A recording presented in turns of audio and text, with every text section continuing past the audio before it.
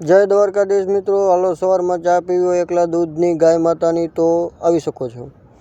ત્યારબાદ જે ગાયો વાડામાં ઊભી છે ઘાસચારાની વાટ જોઈ રહી છે કે ક્યારે ઘાસ આવે ને અમને અર્પણ કરે. તો ઘાસની ગાડી આવી જ ગઈ છે, તો આપણે હાલો ગાયોને ઘાસ નાખવા જઈ રહ્યા છીએ.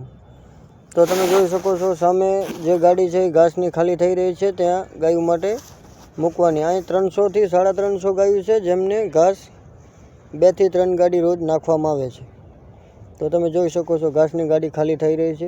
આ ઘાસની ગાડી ખાલી થશે એટલે આપણે ગાયો અંદર ઘાસમાં મૂકી દઈશું. ગાયો કમ્પ્લીટ ઘાસ ખાશે. અને જય ગૌમાતા. મિત્રો, ગૌમાતાની સેવા કરવી, ગૌમાતાને બચાવવી એ જ આપણો ધર્મ છે. ગૌમાતા આપણી એક માં છે, તો એને હંમેશા સેવા કરવી જોઈએ. જે પણ મદદ થાય કરવી જોઈએ. તમે જોઈ શકો છો સામે બધી ગાયો ઘાસમાં મૂકી દીધી છે અને હજી પણ આપણે બીજી ગાડી ઊભી જ છે, તેને પણ આપણે મૂકવાની છે. તો હાલો આપણે ગાયને જોઈ આવીએ. તો આ છે આપણી કાંકરેજ પ્યોર ગાય. તો તમે એને જોઈ શકો છો, એનો સ્વભાવ બહુ શાંત છે. એ આપણા સામું જોઈ રહી છે, શું કરો છો. અને આ ગાય છે ધોર, તો તે પણ મકાઈ ખાઈ રહી છે. હાલો બીજી ગાય પણ તમને બતાવું. અને આ ગાય છે તે પણ વઢિયારી છે કાંકરેજ. તો કાંકરેજ ગાયોનો સ્વભાવ પણ બહુ મસ્ત હોય છે, બહુ ગરીબ હોય છે, કહેવામાં આવે એવી ખરાબ હોતી નથી. તો બીજી ગાડી આપણે મૂકી નાખી છે ગાયને, તો તેના પાછળ ગાયો બધી જઈ રહી છે, તમે જોઈ શકો છો. તો મિત્રો, ગૌમાતાને સબસ્ક્રાઈબ કરો, લાઈક કરો અને ગૌમાતાને મદદ કરો, જેથી કરીને ગૌમાતાને મદદ થઈ શકે, ગૌમાતાની સેવા થઈ શકે. તો એક ગાય બીમાર, આ છે આપણી મોર. તો હાલો મિત્રો, એક ગાય બીમાર છે, તેને આપણે હોસ્પિટલમાં મૂકવાનો ટાઈમ આવી ગયો છે, કારણ કે તે ગાય ઊભી થઈ શકતી નથી, બેઠી રહે છે.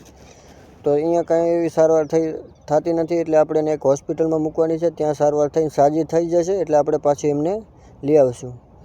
તો જે જોઈ શકો છો તમે, આ ગાયને બીમાર થઈ ગઈ છે અને કોઈક કાગરિયા ખાવાના કારણે.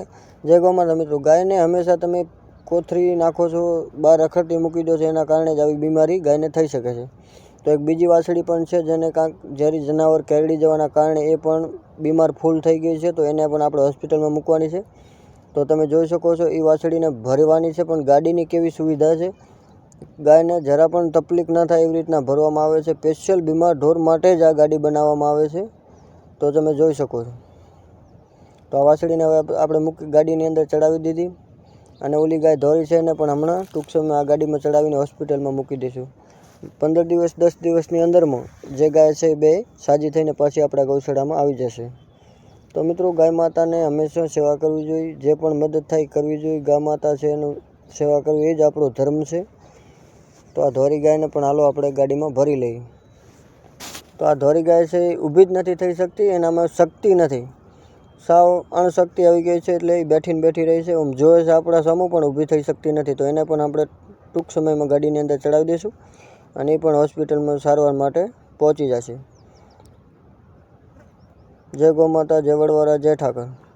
તો મિત્રો, તમે સપોર્ટ કરો, લાઈક કરો, સબસ્ક્રાઈબ કરો અને નવા બ્લોગ જોવા માટે અમને ફોલો કરો. તો જોઈ શકો છો, આને પણ આપણે ગાડીમાં ભરી દીધી અને આ ગાયને પણ અંદર નાખીને હવે ગાડી હોસ્પિટલ તરફ જઈ રહી છે. અને આ વાસળો છે એ ઓલી ગાડી જોઈને ભડકી રહ્યો છે.